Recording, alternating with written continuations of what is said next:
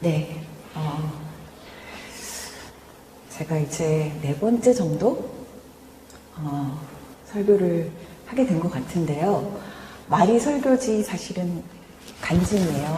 근데 이제까지 그 몇 번 안 되는 설교지만 항상 이제 먼저 하나님께 여쭤보고 주제를 그러면 영감으로 주셨고 또 그 설교의 토대가 되는 성경 구절도 항상 이렇게 여러 개를 주셔서 그 토대로 설교문을 작성할 수 있도록 해주셨었는데 이번에는 이상하게 딱 짧은 한 구절만 주어지고 그 이후에 아무것도 주어지지 않는 거예요. 근데 이제 시간은 다가오고 그런데 뭐지? 이게 뭐지? 이렇게 하면서 계속 있었어요. 그리고 오늘이 되었어요. 그러면서 그냥 정말 이제 그냥 한번 해봐라. 그러시는 게 아닐까. 그리고 그 해봐라라는 그 말씀 중에는 제가 온전히 비워야 되는, 그러니까 제 말이 아니고 제 생각이 아니고 제가 머리를 굴리고 쓰고 준비하고 이런 게 아니라 정말로 비우고 이 시간 제가 드리는 이 말씀들이 온전히 하나님의 말씀으로 될 수 있도록 제가 이 시간 서 있는 이 모든 행동, 벌린 입, 이 모든 것이 하나님께 드리는 예배가 될 수 있도록 그렇게 기도하면서 이 시간을 보내려고 합니다. 제가 최근에 굉장히 힘든 일이 있었어요. 늘 몇십 년 동안 힘든 일이 있었어요. 그런데 최근에는 이제 자금 문제로 좀 쫓기는 일이 있었어요. 거액의 자금에. 계속 시간은 다가오는데 저로서는 제가 할 수 있는, 인간으로서 할 수 있는 모든 방법은 했지만 그리고서는 더 이상 할 수 있는 게 없었고 그냥 기도하면서 기다렸는데 그 기도도 하나님 저는 이것이 인간으로서는 참 쫄리는 문제입니다. 이거 안 갚으면 저 범죄자 될 수도 있고 법적으로 뭐 문제가 될 수도 있고 뭐 이런데 그렇지만 하나님 보시기에 무엇이 좋은지 저는 모르니까 저는 이게 저한테 좋은 일인지 나쁜 일인지 모르니 하나님께서 이 문제에 개입을 해주셔서 풀어주시면 저는 좋고 아니어도 감사합니다. 이렇게 이제 기도를 드리면서 이 몇 달을 좀 보냈었는데 어제 극적으로 일부 해결이 됐어요. 극적으로 정말 극적으로 됐는데 하나님께서는 일부만 해결해 주셨어요. 또 나머지는 제가 또 여러 가지 하면서 또 마음은 비우고 이렇게 풀어가는 과정이 있겠지만 그게 신기한 게 굉장히 감사는 하지만 또 기쁘진 않더라고요. 이게 뭔지. 근데 그동안 또 이게 분명히 해결해야 될 문제이고 저한테 굉장히 자금내서 쫓기는 문제인 걸 알지만 또 걱정은 되지 않더라고요. 걱정도 없고 기쁨도 없고 어쩌면 우리가 내 자신을 해석할 수 없다면 나에게 다가오는 이 일이 좋은 일인지 나쁜 일인지 해석할 수 없다면 그렇다면 사실은 막 좋을 일도 없고 막 슬플 일도 없고 근심 걱정도 없고 하루하루 그냥 감사만 남을 수 있다면 얼마나 이 삶이 축복될까. 정말 놀러 온 것처럼 소풍인 것처럼 하나님의 이 무대에 하나님께서 설치해 주신 이 무대에 피조물로서 즐겁게 이 동산에서 놀 수 있지 않을까 이런 생각을 해보았습니다. 네, 제 생각이 아니기를. 네. 오늘은 단지 이 말씀만을 가지고 나눠볼까 합니다. 같이 한번 읽어보시겠습니다. 본문 말씀 요한복음 2장 19절인데요. 너희가 이 성전을 헐라 내가 사흘 동안에 일으키리라. 아멘. 정말 단지 이 구절만 주어졌습니다. 그런데 이 구절이 잊혀지지가 않았어요. 계속 한 달 정도 너희가 이 성전을 헐라 내가 사흘 동안에 일으키리라가 이 가슴 안에서 계속 남아 있었어요. 묵상을 하면서 이게 마침 또 사순절 기간이었어요. 그리고 이번 주는 이제 고난절이고요.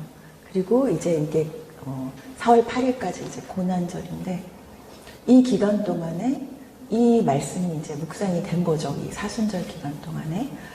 그리고 이 너희가 이 성전을 헐라라고 하는 이 말씀에서 성전이 뭐지?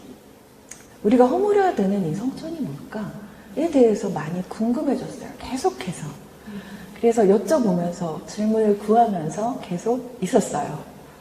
그래서 이제 찾아보니 이 성전은 히에론, 히브리어로 히에론이고 이스라엘 민족한테 있어서는 매우 중요한 장소이죠. 다윗을 통해서 이제 이 성전을 처음으로 짓고 또 하나님, 여호와 하나님을 예배하는 그런 장소로서 이스라엘 민족한테는 굉장히 중요한 장소인데 왜 허물라고 하셨을까? 그래서 또 좀 찾아보니까 이게 이제 그 히에론이 정관사 토와 함께 쓰여서 예루살렘 성전을 가리킨다고 합니다.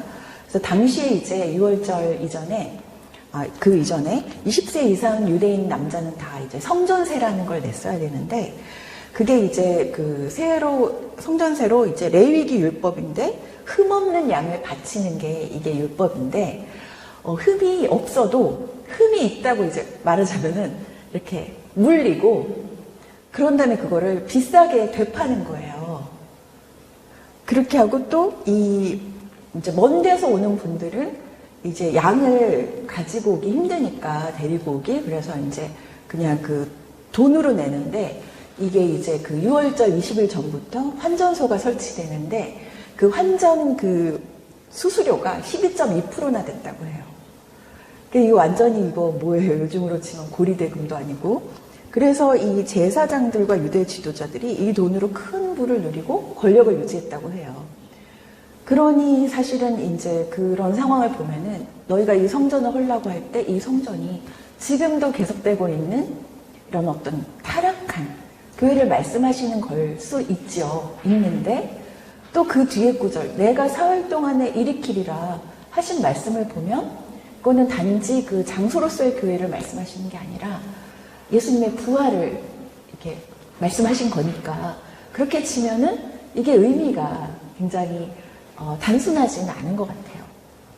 그래서 저는 그냥 정말 모릅니다. 저는 성경적 의미는 몰라요. 그래서 너무 어렵기도 하고 그냥 묵상을 하고 제가 묵상한 내용은 그거예요. 왜 너희가 이 성전을 헐라고 하셨는지 성전은 무엇인지 왜 너희가 헐어야 되는지 그런데 내가 사흘 동안에 일으키리라 그러면 우리는 헐고 일으키시는 건 예수님 하나님이신데 그럼 우리가 무엇을 헐어야 되고 또 어떻게 일으켜 세워주시는 건지 무엇을 이거에 대해서 저는 계속 그냥 궁금해하면서 있었어요. 근데 저는 성경적 의미는 정말 모르겠고 그냥 저의 경험적인 간증밖에는 제가 드릴 수 있는 게 없어요. 그냥 제가 경험한 것을 그냥 오늘 나누고자 합니다. 허락해 주셨을 거라 믿어요. 네. 저는 심리 상담을 한 사람이고 해온 사람이고 그 시간을 계산해 보면 2만 시간이 넘더라고요. 2만 시간이 넘는 동안 정말 많은 고통스러운 분들을 만났고 제가 늘 궁금했던 거는 이 고통의 근원이 뭐지? 왜 이분들은 이렇게까지 고통스러워하지? 어느 부분을 어떤 핵심을 내가 건드리면 이분들이 보다 쉽고 보다 빠르고 보다 우아하게 이 고통을 통과할 수 있을까가 저한테는 20년 넘게 굉장한 관심사였어요. 정말 그것만 추구했다고 해도 과언이 아닌데 그때 제가 발견한 게 있어요. 이상한 점들을. 모든 사람들이 어떤 자기만의 믿음이 있어요. 모든 사람이. 자기만의 믿음이 있는데 예를 들어서 이제 엊그제도 이제 저는 제자들이 있어요. 상담을 가르치는 제자들이 있고 그 제자들이 또 저한테 이제 뭐 사례를 가져와요. 사례를 가져와서 교육을 받는 거죠. 그런데 그 이제 사례에 뭐가 있었냐면 거의 이제 요즘 부부들은 혼인신고를 안 하니까 그냥 이제 살다가 문제가 생기면 짐 싸서 나가버리면 그만이에요. 근데 이제 그게 이혼이에요. 그게 말하자면 결혼식은 하고 혼인신고는 하지 않는 게 트렌드인데 그런데 이제 남편이 짐을 싸서 나간 거예요. 그래서 이혼처럼 된 거예요. 그런데 그 이유가 뭐냐면 아내는 당연히 내 편을 들어야지가 있어요. 남편이라면 내 편을 들어야지. 그런데 네. 근데 이제 말하자면 술자리에서 남편 친구가 농담을 한 거예요. 농담을 했는데, 이제 분이 듣기에는 기분이 나쁘셨던 거예요. 그 농담이. 그런데 남편이 내 편을 들지 않고 친구 편을 든다기보다 친구한테는 아마 아내 편을 들었을 수도 있고 아내한테는 친구 편을 들었을 수도 있죠. 중재를 하느라고. 그래서 그 친구는 그런 뜻으로 한 게 아니야. 뭐 그럴 친구가 아니야. 이렇게 얘기를 한 거예요. 근데 그게 이혼의 발단이 된 거예요. 그 정도로 이분은 당연히 부부라면 남편이라면 내 편을 들고 나를 보호해줘야지가 굉장히 강한 신념이에요. 근데 이분의 그 역사를 보면 어릴 때 역사를 보면 어릴 때 엄마가 항상 동생이랑 싸우면 내 편 안 들고 동생 편을 든 거예요. 거기에 대한 한이 어마어마해요. 그러니까 남편은 당연히 내가 편 드는 사람, 내 편 들어주는 사람 구하려고 결혼한 건데 내 편 안 들어주면 남편이 무슨 소용이 있어? 이렇게 되는 거예요. 그러니까 이분한테는 그게 엄청난 고통이 되는 거예요. 그럴 수도 있지가 안 되는 거예요. 그래서 막 싸우다가 이게 끝까지 막 아내가 화를 내니까 남편이 못 견디고 이제 짐을 싸서 나간 거예요. 화를 어마어마하게 계속 내고 끝까지 따라 붙으니까 잠도 못 자게 하고 막. 왜 그렇게 내 편을 안 들어주는 거야? 왜 그렇게 말을 했어? 왜 친구 편을 들었어? 계속 이제 쫓아내면서 말을 하니까. 그런 것처럼 누구나 그런 신념이 있어요. 어떤 집안에서는 예의가 없으면 큰일 나요. 다른 건 다 괜찮아요. 근데 어른한테 예의 없게 구는 거는 참을 수가 없어요. 그거는 정말 그것만은 부모가 아이한테 매질을 하든 뭐 야단을 치든 혼을 내든 화를 정말 끝까지 내든 이렇게 되는 거예요. 그래서 누구나 건드려지면 굉장히 화가 나는 포인트가 있어요. 그게 바로 그 심리학적 용어로는 핵심 신념이라고 하는데 제가 느끼기엔 그게 각자 우상의 믿음인 것 같아요. 각자의 우상이고요. 각자의 우상이 있고 그 믿음의 성전이 있어요. 정말로. 그래서 이 부분이 깨지거나 허물어지지 않으면 주변인을 굉장히 괴롭게 하고 자신도 괴롭게 해요. 근데 이 신념이 그런 신념을 갖고 있다는 걸 아무도 몰라요. 왜냐하면 너무 당연하게 생각해요. 진리처럼 믿어요. 정말 그게 너무 당연한 거예요. 항상 저는요, 수백 번도 넘게 들은 말이, 선생님, 당연히 그래야 되는 거 아니에요? 당연히 그래야 되는데 왜 안 그러죠, 우리 남편은? 당연히 그래야 되는데 우리 애는 왜 안 그러죠? 그게 기본 아니에요? 라고 말을 하는데 문제는 뭐냐면 각자 그 기본이 다 다른 거예요. 부부 사이에도 그 기본이 달라요. 이게 기본 아니야? 우리 집안에서는 아니야. 이렇게 되는 거죠. 어떤 집안은 씻지 않으면 큰일 나는 집안이 있었어요. 정말로. 그래서 실제 근데 이렇게 어떻게 해야 되냐면 아이가 이제 집에 학교 갔다가 집에 돌아오면요. 문가에서부터 옷을 벗어야 돼. 이렇게 벗고 화장실 바로 이제 이 입구에 바로 있는 화장실에 다 벗고 딱 들어가서 손부터 씻고 다 홀라당 씻고 하지 않으면 집 안으로 못 들어와요. 그렇게 해야만 안 맞았어요. 근데 문제는 그렇게 크신 분이 자신의 자녀한테도 똑같이 하고 있으시더라고요. 위생적이지 않으니 머리 기르고 싶다 하는데 머리 무조건 딸이어도 잘라야 되고 그러니까 안 씻는 것만은 못 견디시는 거예요. 그리고 이제 저한테 그렇게 얘기했어요. 당연한 거 아니에요? 비위생적이잖아요. 그러면 그렇게 비위생적이면은 뭐 바이러스도 더 잘 옮고 막 논리는 많아요. 근데 어떤 집안에서는 엄청 지저분해도 아무 문제 없어요. 근데 그렇게 두 분이 만났다고 생각해 보세요. 부부로. 맨날 싸우는 거죠. 맨날 잔소리하고. 그게 고통의 근원이에요. 대부분. 근데 자녀도 처음엔 그런 줄 알고 크다가 밖에 나가서 친구들이 안 그렇게 사는 걸 보면 또 이제 대들기 시작하는 거예요. 그게 또 고통의 근원이에요. 밖에 나가서 친구들은 나처럼 살지 않아. 우리 집안처럼 살지 않아. 이걸 알게 되는 거죠. 그러니까 각자 다 다르게 생긴 믿음의 우상의 성전을 갖고 있더라고요. 제가 경험한 것은. 그래서 저는 어떻게 하면 이 성전을 허물까? 이 믿음의 각자. 왜냐면 이거는요, 너무 좁고 낡은 그 사람을 가두는 감옥 같은 것이에요. 이렇게 하지 않으면 안 된다라고 다 생각하지만 그렇게 안 해도 큰일 안 나거든요. 오히려 더 자유로워지거든요. 그런데 그 믿음을 부여잡고요. 얼마나 저항을 하는지요. 절대 이걸 내려놓지 않으려고. 그런데 이거를 제가 이제 막 공략을 해서, 저는 아프지 않게 깨는 전문가예요. 그걸 너무너무 연구했어요. 그래서 공략을 해서 금이 가고 그게 허물어지잖아요. 처음엔 너무 괴로워하지만 그게 허물어지고 나면은 생각보다 너무 자유롭고 편안한 거예요. 물론 그게 끝이 아니에요. 그거 허물어져도 또 다른 거 지어요, 사람은. 하지만 그런 다음에 훨씬 더 넓은 집을 지어요. 그 전보다는. 이거 아니면 안 된다 하다가 이거는 그럴 수도 있어. 근데 이거는 아니면 안 된다 이게 또 생겨요.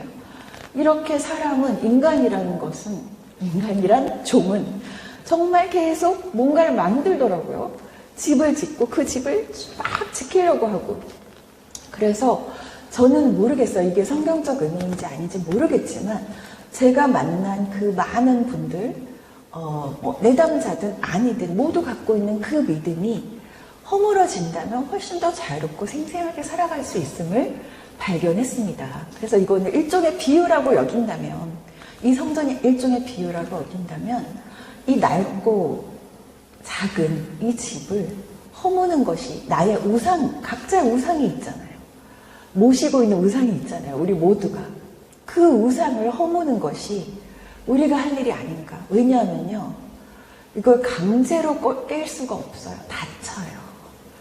그래서 이렇게 살살 꼬셔서 말하자면 합의를 해야만 허물 수가 있거든요.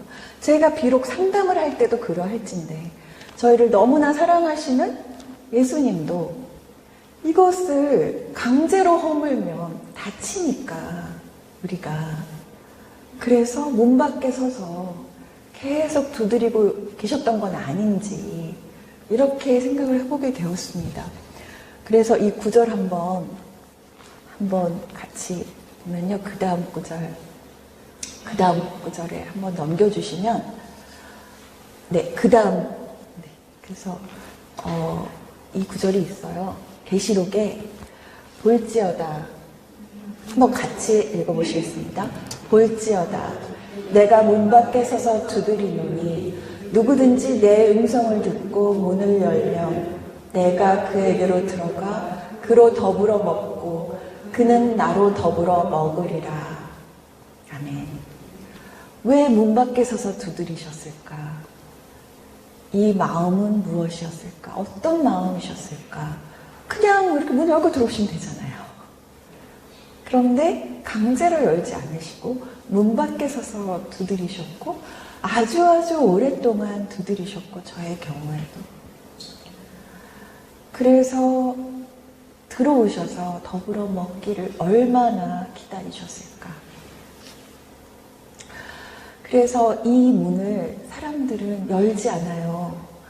열지 않고 꽁꽁 싸매고 있지만 사실은 이게 열면은 바로 시원한 바람이 들어오고 그 바람의 맛을 본 사람은 열지 않을 수가 없고, 문을. 그리고 이 바람이 들어옴으로 인해서 이 집은 이미 금이 가고 이 집은 이미 허물어지기 시작하고요. 그래서 가장 쉽게 허무는 방법은 문을 여는 것인데, 우리가 어리석게도 꽁꽁 이 집을 지키려고 도둑이 들까 하려나 하고 이 작은 낡은 집을 꽁꽁 싸매고 있는 것은 아닌가, 이렇게 돌아보게 되었습니다. 네, 그 앞에 부분 한번 다시 해주시면, 너희가 하나님의 성전인 것과 하나님의 성령이 너희 안에 거하시는 것을 알지 못하느냐. 우리 자체가 성전인데 무엇을 또 짓고 있느냐. 네.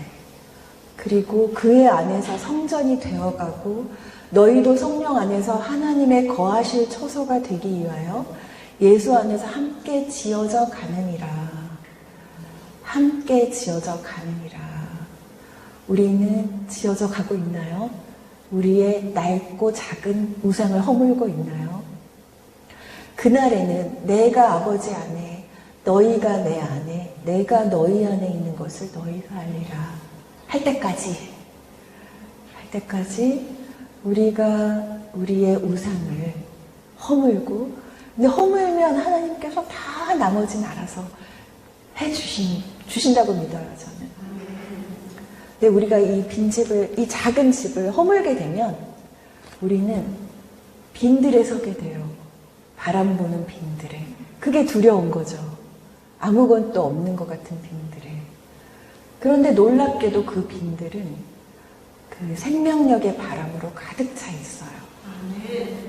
그것이 은혜인데, 그것이 이미 은혜인데, 왜 은혜는 어떤 사람한테는 이렇게 부어지고 어떤 사람한테는 눈곱만큼밖에 안 주어지고 어떤 사람한테는 아예 안 부어지는지 한때 저도 궁금했어요.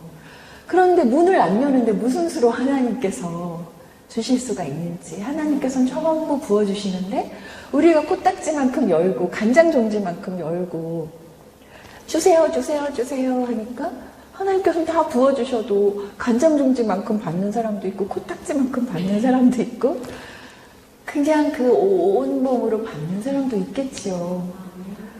저도 이 작은 집에 갇혀있는 사람이지만, 이 우상의 덫에 걸려있는 사람이지만 너무나 이 성령의 바람, 이 빈들에 서는 그날까지 함께 지어져 가고 싶긴 합니다. 제가 진정 성전이 되는 그날까지 이 작은 집을 허물고, 네.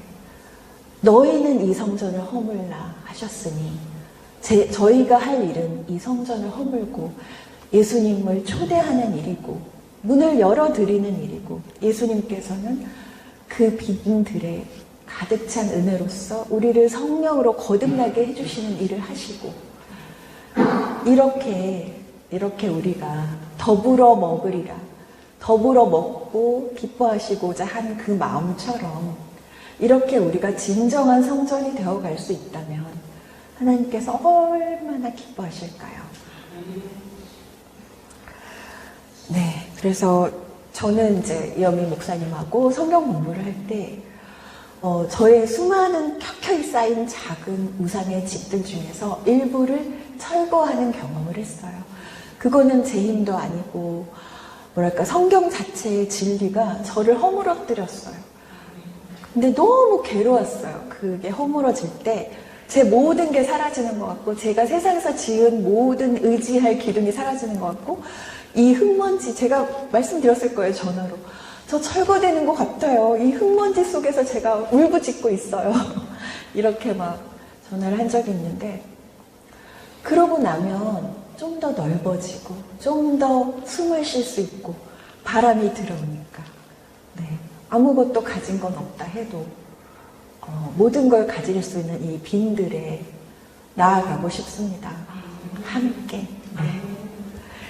네. 그래서 저는 지금 제가 무슨 말을 하는지 모르겠지만 어쨌든 이런 많은 성경 말씀 속에서 저를 깨주신 부분, 저를 허물어뜨려 주신 부분, 또 제가 어쩌면 그것을 허용해야겠죠.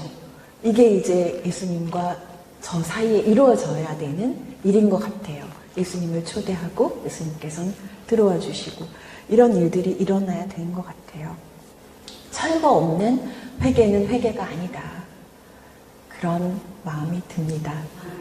네, 철거의 그 진짜 욥이 마지막에 티끌과 재 속에서 회개합니다 라고 한 말처럼, 그 얘기처럼 자신의 우상의 집을 철거하지 않는 그러한 회개는 진정한 회개가 아니라는 생각이 듭니다.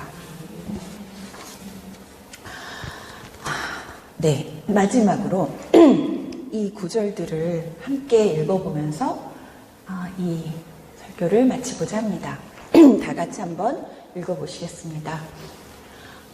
볼지어다 내가 문 밖에 서서 두드리노니 누구든지 내 음성을 듣고 문을 열면 내가 그에게로 들어가 그로 더불어 먹고 그는 나로 더불어 먹으리라. 만일 너희 속에 하나님의 영이 거하시면 너희가 육신에 있지 아니하고 영에 있나니 누구든지 그리스도의 영이 없으면 그리스도의 사람이 아니라 또 그리스도께서 너희 안에 계시면 몸은 죄로 인하여 죽은 것이나 영은 의로 인하여 산 것이니라. 오직 심령으로 새롭게 되어 하나님을 따라 의와 진리의 거룩함으로 지으심을 받은 새 사람을 입으라. 아멘. 네, 여기까지.